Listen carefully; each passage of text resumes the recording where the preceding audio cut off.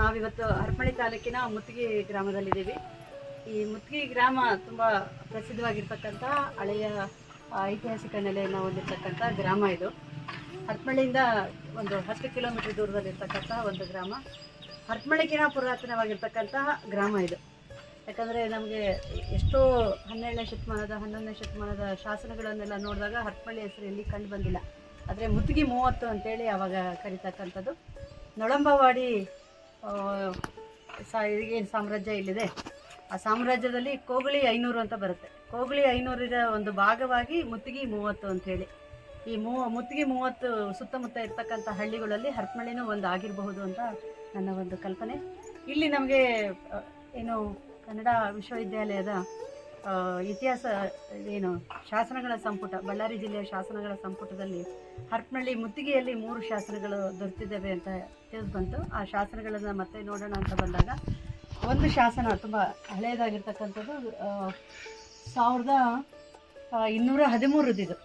ಅಂದರೆ ಇದನ್ನು ಹಾಕಿಸಿದ್ದು 22/4/1213. ಅಂದರೆ ನಮಗೆ ಆಲ್ಮೋಸ್ಟ್ 800-900 ವರ್ಷದ ಈ ಶಾಸನ, 41 ಸಾಲಿನ ಶಾಸನ. ಆದರೆ ಇವತ್ತು ಉಳಿದಿರ್ತಕ್ಕಂಥದ್ದು ಬರೀ ಒಂದು 10-15 ಲೈನ್ಗಳು ಮಾತ್ರ. 41ರಲ್ಲಿ ಬರೀ 15 ಲೈನ್ಗಳು ಮಾತ್ರ ಉಳ್ಕೊಂಡಿರ್ತಕ್ಕಂಥದ್ದು.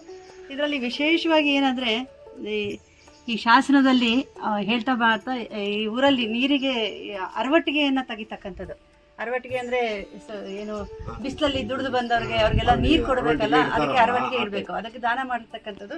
ಈ ಚಿತ್ರದಲ್ಲೂ ನೀವು ಕಾಣ್ಬೋದು. ಈ ವ್ಯಕ್ತಿ ಇಲ್ಲಿ ಒಂದು ಹಸು ಇದೆ, ಆಮೇಲೆ ಸೂರ್ಯಚಂದ್ರ ಇದ್ದಾರೆ. ಈ ವ್ಯಕ್ತಿ ಒಂದು ಬಿಂದಿಗೆಯನ್ನು ಇಟ್ಕೊಂಡು ನೀರು ಕುಡಿಯೋಕ್ಕೆ ಬಂದಿರೋರಿಗೆ ನೀರು ಹಾಕ್ತಾ ಇಕ್ಕಂಥದ್ದು. ಕೈ ಚಾಚಿ ಅವನು ನೀರು ಕುಡಿತಾ ಇದ್ದಾನೆ, ಅವನು ಇದು ಮಾಡ್ತಾ ಇದ್ದಾನೆ. ಅರವಟ್ಟಿಗೆಯ ಒಂದು ಸಾಂಕೇತಿಕವಾಗಿ ವಿಶೇಷವಾಗಿ ಅಲ್ಲಿ ಚಿತ್ರಿಸಿರ್ತಕ್ಕಂಥದ್ದು. ಈ ಚಿತ್ರವನ್ನು ನೋಡಿದ ಮೇಲೇ ಇದೇ ಶಾಸನ ಇರ್ಬೋದು ಅಂತ ನಮಗೆ ಆಯಿತು. ಆಮೇಲೆ ಸಾಲುಗಳನ್ನು ಎಣಿಸಿದ ಮೇಲೆ ಮತ್ತು ಆರಂಭದ ಸಾಲುಗಳನ್ನು ನೋಡಿದಾಗ ನಮಗೆ ಇದು ಅರ್ಥ ಆಯಿತು. ಇದರಲ್ಲಿ ಏನಿದೆ ಅಂದರೆ ವೀರಬಲ್ಲಾಳ, ಹೊಯ್ಸಳರ ಕಾಲದ ವೀರಬಲ್ಲಾಳ ಅನ್ನೋ ವ್ಯಕ್ತಿ ಆಳ್ವಿಕೆ ಮಾಡ್ತಿದ್ದಾಗ ರಂಗಯ್ಯನ ಹೆಗ್ಡೆಯಾದ ವಿಷ್ಣು ನಾಯಕನ ಮಗನಾದ ಹರಿಯಣ್ಣ ಅಂಥೇಳಿ, ಹರಿಯಣ್ಣನು ಮುತ್ತಿಗೆಯನ್ನು ಹೆಗ್ಗಡತೆಯನ್ನು ಮಾಡ್ತಾಯಿದ್ದ. ಇಲ್ಲಿಂದ ಗೌಡ ಆಗಿರ್ತಾನೆ ಅಂತ ಹೆಗ್ಗಡೆ ಅಂತ ನಾವು ಹೇಳ್ತೀವಲ್ಲ, ಆ ತನವನ್ನು ಮಾಡ್ತಿದ್ದಾಗ ಬೊಮ್ಮಯ್ಯನ ಕೈಯಲ್ಲಿ ಭೂಮಿಯನ್ನು ದಾನವಾಗಿ ಪಡೆದು, ಅವರಿಂದ ದಾನವಾಗಿ ಪಡೆದು ನೀರಿನ ಅರವಟ್ಟಿಗೆಯನ್ನು ಸ್ಥಾಪಿಸ್ತಾನೆ. ಇಲ್ಲಿ ಬಂದು ಇಲ್ಲಿರ್ತಕ್ಕಂಥ ಬೊಪ್ಪಯ್ಯ ಮತ್ತು ಬೊಮ್ಮಯ್ಯ ಅವರ ಹೊಲನ ತಗೊಂಡು ನೀರಿಗೆ, ಮತ್ತು ಬರೀ ನೀರಿಟ್ಟರೆ ಆಗೋದಿಲ್ಲಲ್ಲ, ಅರವಟ್ಟಿಗೆ ಮಾಡಬೇಕು ಅಂದಾಗ ಅದಕ್ಕೆ ಖರ್ಚು ಬರುತ್ತಲ್ಲ, ಆ ಖರ್ಚಿಗಾಗಿ ಈ ಭೂಮಿನ ತಗೊಳ್ತಾನೆ. ದಾನವಾಗಿ ಪಡೆದು ನೀರಿನ ಅರವಟ್ಟಿಗೆಯನ್ನು ಸ್ಥಾಪಿಸ್ತಾನೆ. ಆ ನೀರಿನ ಅರವಟ್ಟಿಗೆಯ ಬಗ್ಗೆ ಇಲ್ಲಿ ಸಂಕ್ಷಿಪ್ತವಾಗಿ ಚಿತ್ರದಲ್ಲೂ ಹೇಳಿದ್ದಾರೆ, ಮತ್ತು ಕೆಳಗಡೆನೂ ಹೇಳ್ಕೊಳ್ತಾ ಹೋಗ್ತಾರೆ. ಇದು 41 ಸಾಲಿನ ಶಾಸನ. ಅದು ಎಲ್ಲ ಹೇಳ್ಕೊಳ್ತಾ ಬರುತ್ತೆ. ಫಸ್ಟಿಗೆ ಎಲ್ಲ ವೀರಬಲ್ಲಾಳನ ಬಗ್ಗೆ ಹೇಳುತ್ತೆ, ಆಮೇಲೆ ಈ ಹೆಗ್ಡೆ ಬಗ್ಗೆ ಹೇಳುತ್ತೆ. ಹರಿಯಣ್ಣ ನಾವು ಒಂದರಲ್ಲಿ ಹರಪನಹಳ್ಳಿ ಅನ್ನೋ ಹೆಸರು ಇವರಿಂದನೇ ಬಂದಿರ್ಬೋದು ಅನ್ನೋದು ಕೂಡ ಒಂದು ಚರ್ಚೆ ನಡೀತಾ ಇದೆ. ಮುತ್ತಿಗೆಯ ಶಾನುಭಾಗರು ಕೂಡ ಹರಪನಹಳ್ಳಿಯರೇ ಅಂತ ಹೇಳ್ತಕ್ಕಂಥದ್ದು. ಕುಂಬಾಸ ಅವರು ತಮ್ಮ ಹರಪನಹಳ್ಳಿ ಪಾಳೆಗಾರ ಬಗ್ಗೆ ಅಥವಾ ಹರಪನಹಳ್ಳಿ ಪರಿಚಯದ ಬಗ್ಗೆ ಹೇಳ್ಬೇಕಾದ್ರೆ ಮುತ್ತಿಗೆ 30ರಲ್ಲಿರ್ತಕ್ಕಂಥ ಹರಿಯಣ್ಣನ ಆಳ್ವಿಕೆಯಿಂದ ಹರಪನಹಳ್ಳಿ ಅಂತ ಬಂದಿರ್ಬೋದು. ಹರಾಪುರಿ ಅಂತ ಬಂದಿರ್ಬೋದು, ಬ್ರಹ್ಮಪುರಿ ಅಂತ ಇತ್ತು, ಬೊಮ್ಮನಹಳ್ಳಿ ಅಂತಾನೂ ಇತ್ತು ಅಂತ ಹೇಳ್ತಾ ಹರಪನಹಳ್ಳಿ ಅನ್ನೋದು ಈ ಊರಿನ ವ್ಯಕ್ತಿ ಆಗಿರ್ತಕ್ಕಂಥ ಹೆಗ್ಡೆ ಆಗಿರ್ತಕ್ಕಂಥ ಅವನ ಹೆಸರಿಂದ ಬಂದಿರಬಹುದು ಅಂತೇಳಿ ಅವರು ಹೇಳ್ತಾ ಚರ್ಚೆ ಮಾಡ್ತಾ ಹೋಗ್ತಾರೆ.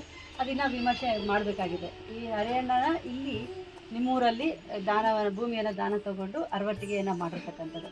ಹಾಗೆ ಅದರ ನಂತರದಲ್ಲಿ ಅಂದರೆ ಇದು ನಮಗೆ 800-900 ವರ್ಷದ ಇತಿಹಾಸವನ್ನು ಹೇಳ್ಕೊಡುತ್ತೆ.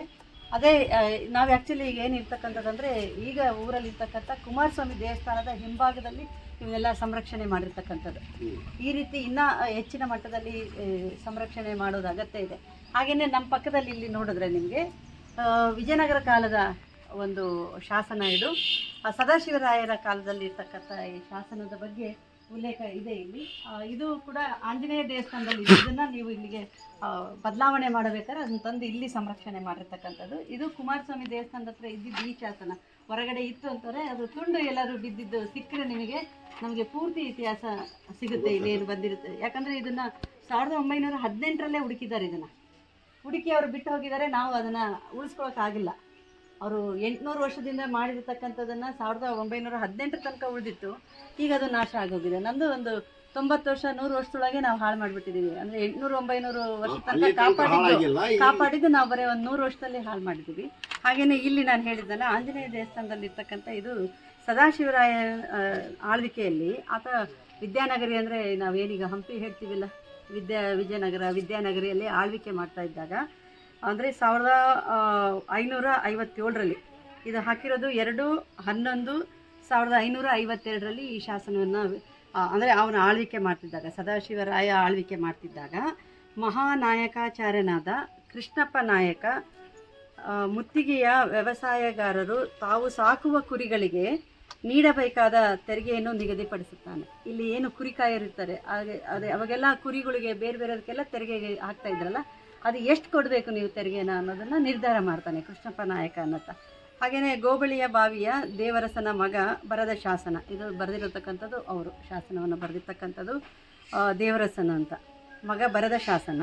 ಕೆತ್ತಿದವನು ಮತ್ತು ಪೋಜೋಜನ ಮಗ ದೇವೋಜ ಅಂಥೇಳಿ, ಇದಕ್ಕೆ ಕೆಳಗಡೆ ದೇವೋಜ ಅಂತ ಗೊತ್ತಾಗುತ್ತೆ. ಇದನ್ನು ಬರ್ದಾರೆ ಯಾರು, ಬರೆಸ್ತಾರೆ ಯಾರು, ಯಾರ ಕಾಲದಲ್ಲಿ ಇದು ಆಯಿತು ಎಲ್ಲ ಇರುತ್ತೆ. ಇಂಥದ್ದನ್ನು ನಾವೇನು ಮಾಡಿಬಿಡ್ತೀವಿ, ಹಾಳು ಮಾಡಿಬಿಡ್ತೀವಿ. ಸುಮ್ಮನೆ ಕುತ್ಕೊಳ್ಳೋಕ್ಕಾಗದೆ ನಾವು ಅದನ್ನು ಬರೆಯೋಕ್ಕೆ ಹೋಗಿ ಅದ್ರ ಮೇಲೆ ನಮ್ಮ ಅಕ್ಷರಗಳು, ನಮ್ಮ ಹೆಸರುಗಳನ್ನ ಬರೆದು ಬಿಡ್ತೀವಿ, ಅಥವಾ ಇರೋದನ್ನೆಲ್ಲ ಕಟ್ಟಿದ್ ಬಿಡ್ತೀವಿ. ಹೀಗೆಲ್ಲ ಮಾಡೋದ್ರಿಂದ ನಮ್ಮ ಇತಿಹಾಸ ನಾವೇ ಹಾಳು ಮಾಡ್ದಂಗೆ. ಇದು 1557 ಅಂದರೆ ಸುಮಾರು 500 ವರ್ಷದ ಇತಿಹಾಸ ಕಟ್ಕೊಟ್ಟಿರ್ತಕ್ಕಂಥ ಈ ಕಲ್ಲನ್ನು ನಾವು ಹಾಳು ಮಾಡಿಬಿಡ್ತೀವಿ. ಹಾಗೆಯೇ ಇದಕ್ಕೆ 800-900 ವರ್ಷದ ಇತಿಹಾಸ ಇದೆ. ಇದು ಕೂಡ ನಾವು ಹಾಳು ಮಾಡಿದ್ರೆ ನಮಗೆ ಸಿಗೋದಿಲ್ಲ. ಹಾಗಾಗಿ ಇವನ್ನೆಲ್ಲ ಉಳಿಸ್ಬೇಕು. ಹಾಗೆಯೇ ಇನ್ನೊಂದು ಶಾಸನ, ತುಂಬ ಸುಂದರವಾಗಿರ್ತಕ್ಕಂಥ ಕಾರ್ತಿಕೇಯನ ಒಂದು ಚಿತ್ರ ಇದೆ. ಕಾರ್ತಿಕೇಯ ಕುಮಾರಸ್ವಾಮಿ ಅಂತ ಕೂಡ ನಾವು ಕರಿತೀವಿ. ಈಗ ಈ ಕುಮಾರಸ್ವಾಮಿಯ ಮೇಲೆ ಈ ಶಿಲ್ಪವನ್ನು ಕೆತ್ತಿದವರು ಯಾರು ಅನ್ನೋದಕ್ಕೆ, ಯಾರು ಮಾಡಿದರು ಅನ್ನೋದಕ್ಕೆ ಇದು ಇದರೊಳಗಿದೆ.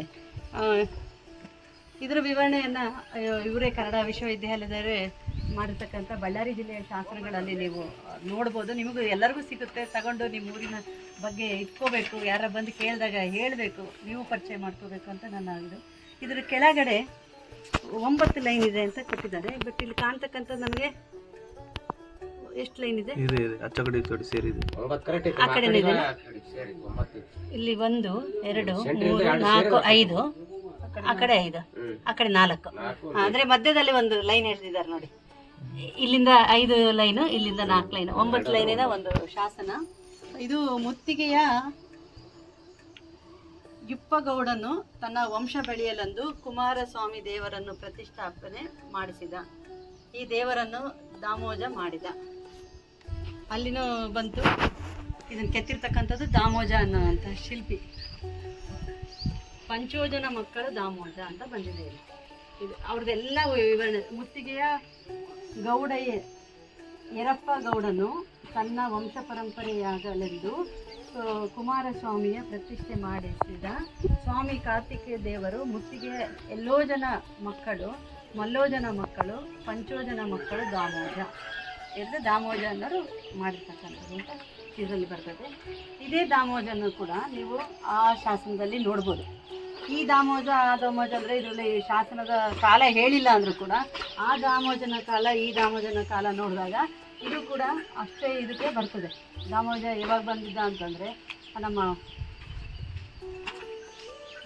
ಇದು ಸದಾಶಿವ ರಾಯರು ಇದು ಆದಾಗ ದಾಮೋಜನ ಇದನ್ನು ಕೆತ್ತಿದ್ದಾನೆ ಅಂತ ಬಂದಾಗ ಇದು ಕೂಡ ದಾಮೋಜ ಅಂತಾನೆ ಬರ್ತಾ ಇದೆ ಶಿಲ್ಪಿ ಹೆಸರು. ಎರಡೂ ಒಂದೇ ಕಾಲದ್ದು ಇರಬೇಕು ಅಂತ 1557ರಲ್ಲಿ ಆ ಶಾಸನ ಆಗಿದೆ. ಅಲ್ಲಿನೂ ದಾಮೋಜ ಅಂತ ಇದೆ. ಈ ಶಿಲ್ಪನೂ ಆಗಿದೆ. ಇದರಲ್ಲಿ ಕಲ್ಲಿ ಅದು ಇಲ್ಲ, ಏನು ಇಸ್ವಿ ಇಲ್ಲ. ಆದರೂ ಕೂಡ ಅದು ಆ ಕಾಲಕ್ಕೇ ಇರಬಹುದು. ಒಬ್ಬ ವ್ಯಕ್ತಿನೇ ಕೆತ್ತಿರ್ಬೋದು. ಆ ಕಲ್ಲನ್ನು ಶಾಸನವನ್ನು ಕೆತ್ತಿರ್ತಕ್ಕಂಥದ್ದು, ಈ ಮೂರ್ತಿಯನ್ನು ಕೆತ್ತಿರ್ತಕ್ಕಂಥದ್ದು ಒಬ್ಬನೇ ಅಂತ ಹೇಳ್ಬೋದು. ಹಾಗಾಗಿ ಈ ಥರದ ಕಲ್ಲುಗಳು ಎಷ್ಟೋ ಜೊತೆ ಏನಾಗ್ತದೆ, ನಮ್ಮ ನಿರ್ಲಕ್ಷ್ಯಕ್ಕೆ ಒಳಗಾಗಿ ನಾವು ಏನು ಬಿಡು ಅದು ಹಳೇದು ಬಂದಿದೆ, ಹೊಸದು ದೇವಸ್ಥಾನ ಕಟ್ಟಬೇಕಾದಾಗ ಹಳೇದನ್ನ ದೇವ್ರನ್ನ ಕೆಳಗಡೆ ಹಾಕಿ ಮುಚ್ಚಿಬಿಡೋದು, ಬಾವ್ಯಾಗ ಹಾಕ್ಬಿಡೋದು, ಇಲ್ಲಾಂದರೆ ಒಳಗೆ ತಗೊಂಡೋಗಿ ಹಾಕೋದು, ಕೆರೆಗೆ ತಗೊಂಡೋಗಿ ಹಾಕೋದು ಎಲ್ಲ ಇದೆ. ಇಲ್ಲಿ ಮುತ್ತಿಗೆಯಲ್ಲಿನ ದೊಡ್ಡ ಕೆರೆ ಇದೆ. ಕೆರೆ ಸುತ್ತಮುತ್ತ ಏರಿಯಾದಲ್ಲೂ ನಮಗೇನಾದರೂ ಶಾಸನಗಳು ಸಿಗ್ಬೋದು, ಹೇಳೋಕ್ಕಾಗೋದಿಲ್ಲ. ಯಾಕಂದರೆ ಇವೆಲ್ಲ ಮುಖ್ಯವಾಗಿರ್ತಕ್ಕಂಥ ಊರುಗಳು. ಮುತ್ತಿಗೆ 30 ಅಂತ ಕರಿತಾ ಇದ್ದಿದ್ದಂಥ ಊರುಗಳು. ಹೋಬಳಿಯ 500ರಲ್ಲಿ ಮುತ್ತಿಗೆ 30. ಹಾಗಾಗಿ ಮುತ್ತಿಗೆ ಭಾಳ ಪ್ರಸಿದ್ಧವಾಗಿರ್ತಕ್ಕಂಥ ಊರಾಗ್ತದೆ. ಈ ಊರಲ್ಲಿ ಇನ್ನೂ ಹೆಚ್ಚು ಬೇರೆ ಬೇರೆ ಡಾಕ್ಯುಮೆಂಟ್ಗಳು ಸಿಗುವಂತಹ ಸಾಧ್ಯತೆಗಳಿದೆ. ಹಾಗಾಗಿ ಊರವರೆಲ್ಲ ಸಹಕಾರ ಮಾಡಿದ್ರೆ ಇವನ್ನೆಲ್ಲ ನಾವು ಕಂಡುಹಿಡಿಬೋದು. ನಿಮ್ಮ ಸಹಕಾರ ನಮಗೆ ಬೇಕಾಗ್ತದೆ. ಇದ್ರ ಕೆಳಗಿನ ತುಂಡು ಏನಾದರೂ ಸಿಕ್ಕರೆ ಅದನ್ನು ಕೂಡ ಇದಕ್ಕೆ ಜೋಡ್ತೀವಿ. ಇದೇ ರೀತಿ ಸಂರಕ್ಷಣೆ ಮಾಡಿ ಇಡಿ. ಬಂದವರೆಲ್ಲ ನೋಡ್ತಾರೆ. ಮುಂದಿನ ಏನಾದರೂ ಇದ್ದರೆ ನಾವು ಈ ಶಾಸನದ ಪಾಠವನ್ನೇ ನಮಗೆ ಹಾಕಿಸಿಕೊಟ್ರೆ ನೀವು ಬಂದವರಿಗೆಲ್ಲ ಹೇಳೋಕ್ಕೂ ಅನುಕೂಲ ಆಗ್ತದೆ. ತುಂಬ ಅದ್ಭುತವಾಗಿರ್ತಕ್ಕಂಥ ಶಿಲ್ಪ ಇದು. ಹೀಗೆ ಅನೇಕ ಊರುಗಳಲ್ಲಿ ನಾವು ನಮ್ಮ ಏನು ಹರಪನಹಳ್ಳಿ ತಾಲೂಕಿನ ಸುತ್ತಮುತ್ತ ಕಲ್ಯಾಣಿ ಚಾಲಕರಿಂದ ಇರ್ಬೋದು, ಪಾಳೆಗಾರರ ತನಕ ಮತ್ತು ಬ್ರಿಟಿಷ್ ಕಾಲದ ತನಕ ತುಂಬಾ ಐತಿಹಾಸಿಕ ಅವಶೇಷಗಳು ಸಿಗ್ತಾ ಇದ್ದಾವೆ. ಅವನ್ನೆಲ್ಲ ಹುಡುಕಬೇಕಾಗಿದೆ, ಅವನ್ನೆಲ್ಲ ಒಂದು ಕಡೆ ಸಂಗ್ರಹಿಸಬೇಕಾಗಿದೆ, ಅದನ್ನು ಸಂರಕ್ಷಣೆ ಮಾಡಬೇಕಾಗಿದೆ. ಈ ಮೂಲಕ ನಾನು ಕೇಳ್ಕೊಳ್ಳೋದೇನೆಂದರೆ, ನಿಮ್ಮ ಊರುಗಳಲ್ಲಿ ಎಲ್ಲಾದರೂ ಈ ಥರದ ಇದ್ದರೆ ದಯವಿಟ್ಟು ತಿಳಿಸ್ಕೊಡಿ. ನಾವೆಲ್ಲ ಬಂದು ನೋಡಿ ಮತ್ತೆ ಅನ್ಸುತ್ತೆ ಅದನ್ನು ಇತಿಹಾಸವನ್ನು ಪುನರ್ ಕಟ್ಕೊಡೋಕ್ಕೆ ನಾವು ಸಹಾಯ ಮಾಡ್ತೀವಿ. ನೀವು ಕೂಡ ಕೈ ಜೋಡಿಸಿ ಅಂತ ಹೇಳ್ಕೊಡ್ತೀವಿ.